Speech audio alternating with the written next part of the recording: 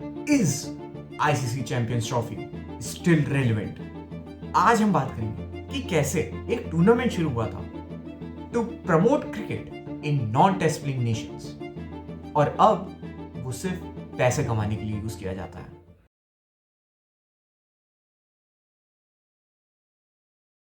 Jagmohan Dalmia was the president of ICC in 1990s और उन्होंने सोचा कि क्यों ना एक ऐसा टूर्नामेंट शुरू किया जाए जिससे एक तीर से ही दो निशाने लग जाएं। पहला, कि नॉन टेस्ट प्लेइंग नेशंस या एसोसिएट कंट्रीज में क्रिकेट को कैसे प्रमोट किया जाए, जिसके लिए वो आईसीसी टूर्नामेंट्स को एसोसिएट कंट्रीज में ही खेला जाएगा। दूसरा, कि पैसे कैसे कमाए जाए और ज्यादा पैसे कैसे ला पाए, आईसीसी में ही नहीं बल्कि सारे क्रिकेट बोर्ड्स में। The first edition of the Champions Trophy was played back in 1998। इसको नाम दिया गया था आईसीसी नॉकआउट ट्रॉफी और officially known as Wills International Cup. 9 teams were part of this tournament but none of them were Bangladesh. Fun fact, Bangladesh ICC की third choice थी।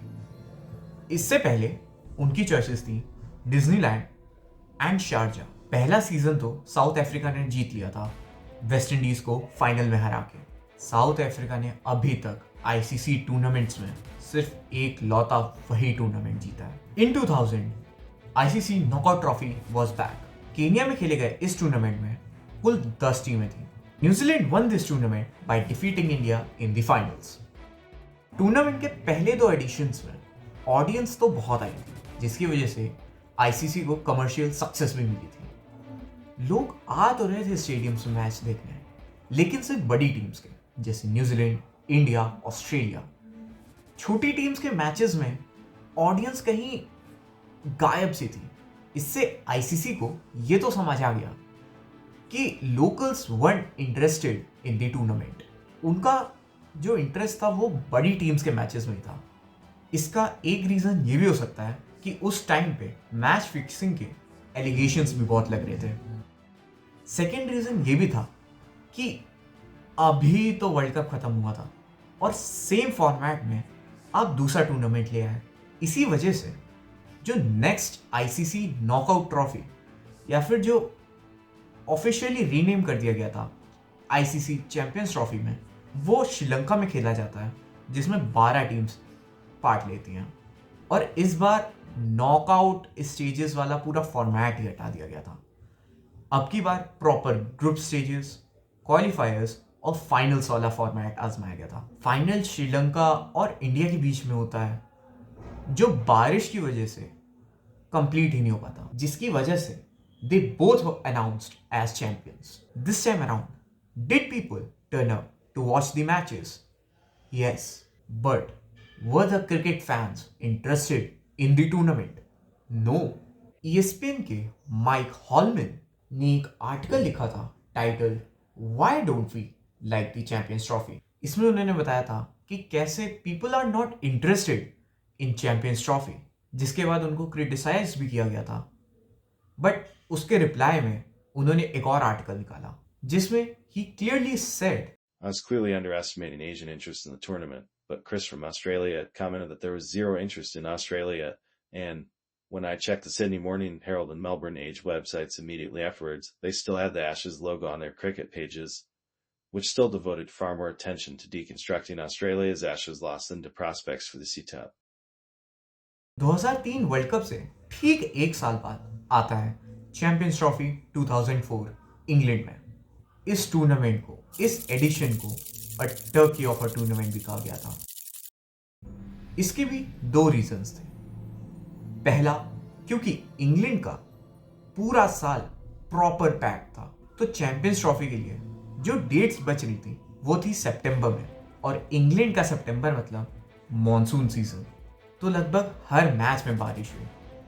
और matches का तो आप ये समझ लीजिए कि जिस भी टीम ने टॉस जीता वो टीम मैच जीतेगी। सेकेंड रीजन, इस टूर्नामेंट में टोटल 12 टीम्स थी और एसोसिएट टीम्स जैसे जिम्बाब्वे, बांग्लादेश, केनिया, यूएसए के मैचेस में लोगों का फिर से इंटरेस्ट दिख नहीं रहा था।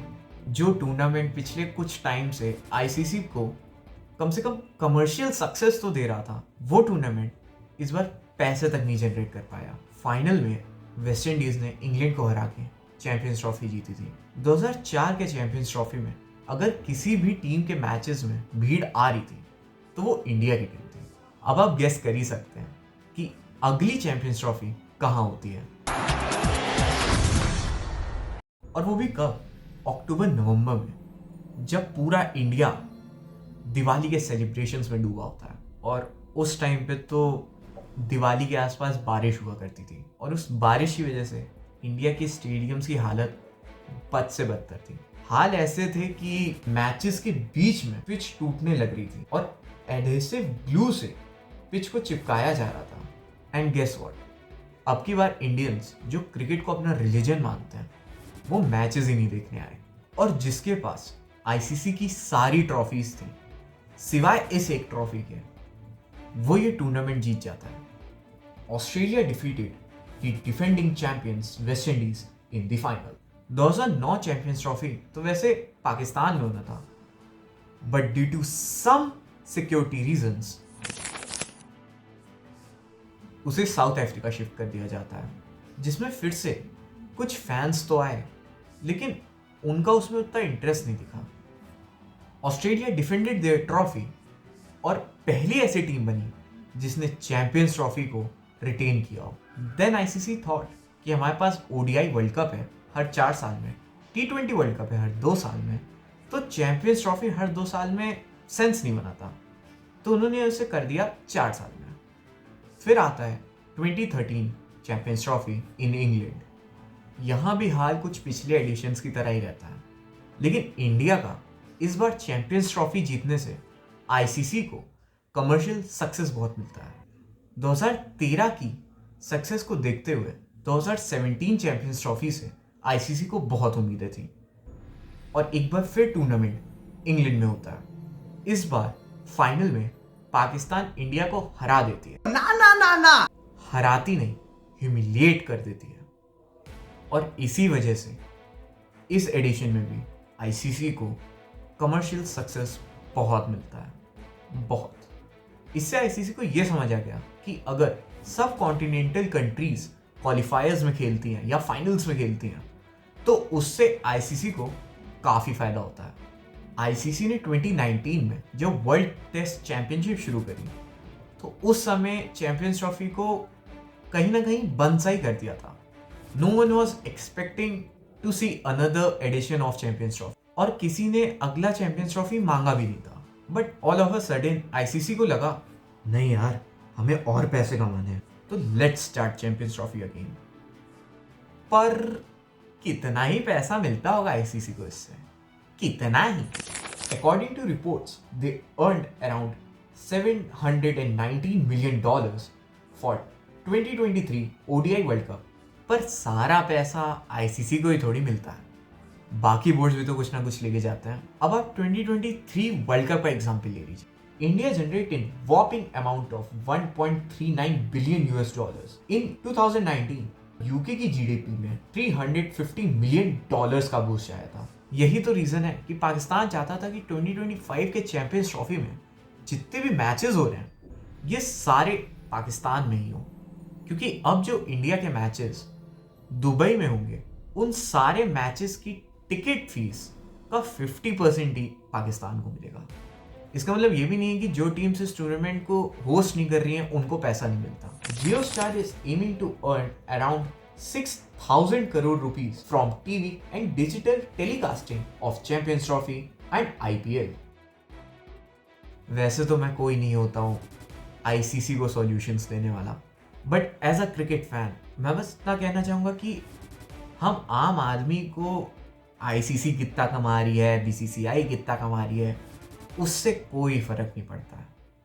आम जनता जो जॉब से थक हार के घर आई हो, जो स्कूल में अपनी टीचर से डांट खा के घर आया हो, उस जनता को सिर्फ एंटरटेनमेंट चाहिए, which is ICC trying to provide.